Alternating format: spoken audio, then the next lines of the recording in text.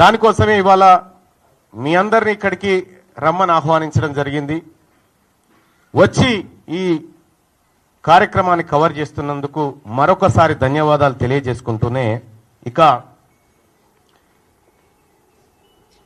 గౌరవ ముఖ్యమంత్రి రేవంత్ రెడ్డి గారు నన్ను కాంగ్రెస్ పార్టీ నుంచి బయటికి పంపించడం ద్వారా ఏదో జరిగిపోతుంది, ఇక బీసీ ఉద్యమం ఆగిపోతుంది, బీసీలు ఇంకెవరు మాట్లాడరు అనేటువంటి భ్రమలు మీకేమన్నా ఉంటే తొలగించుకోరు. అవి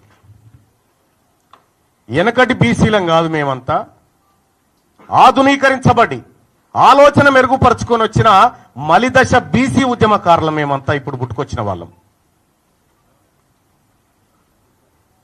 ఇవాళ అడిగిందేంది తీన్మార్ మల్లన్న? తీన్మార్ మల్లన్న అడిగింది కులగణన తప్పు, మీరు ఈ ప్రభుత్వం చేసినటువంటి కులగణన చిత్తు కాగితంతో సమానం, ఇది ఎందుకు పనికిరాదు, ఇది బీసీలను ప్రజలను మోసం చేస్తున్నటువంటి నివేదిక అని చెప్పి తగలబెట్టడం జరిగింది. నిజంగా తగలబెట్టడమే తప్పైతే, బీసీల మంచిని కోరి బీసీలకు న్యాయం జరగాలని కోరి తగలబెట్టడం తప్పైతే ఆ తప్పును ఇంకా 1000 సార్లు చేస్తా. కానీ ఇవాళ మీరే చెప్పిరు, భారతదేశానికి ఆదర్శవంతమైనటువంటి కులగణన మనం చేయబోతా ఉన్నాం, ఇది నా జన్మ సార్థకం అనేటువంటి డైలాగులు పెద్దగా కొట్టిరు. నేను కూడా చెప్పిన కులగణన చేసే క్రమంలో ముఖ్యమంత్రి గారికి నేను కూడా సూచన చేసిన. 1931 తర్వాత అసలు మా తలకాయలను లెక్కించినోడు లేడు కులాల వారీగా. మీరే మంచి కార్యక్రమం చేపట్టిరు.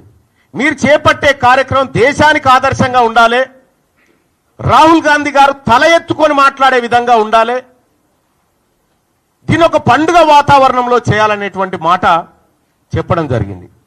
నిజంగా కులగణన సక్సెస్ చేయాలనేటువంటి ఆలోచన గనక రాష్ట్ర ప్రభుత్వానికి అందులో ఉన్న అగ్రవర్ణాలకు నిజంగా ఉంటే కులగణన ప్రారంభోత్సవమే వేడుకలాగా జరిగి ముఖ్యమంత్రి గారు ఆయన ఇంట్లో, మంత్రులు వాళ్ళ ఇళ్లలో, ఎమ్మెల్యేలు కాంగ్రెస్ పార్టీ నాయకులంతా ఎవరింట్లో వాళ్ళు మొదటి రోజు చేసుకొని సమాజానికి ఆదర్శంగా చూపించేటోళ్ళు.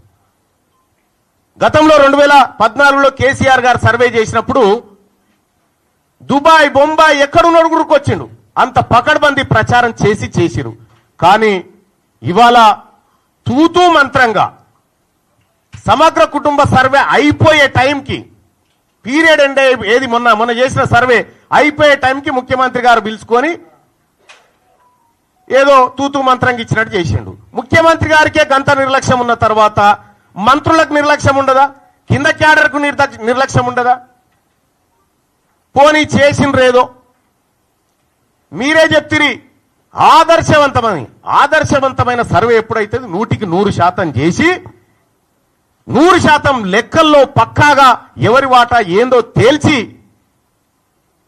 సర్వే బయటికి వస్తే అది ఆదర్శవంతమైంది అంటారు.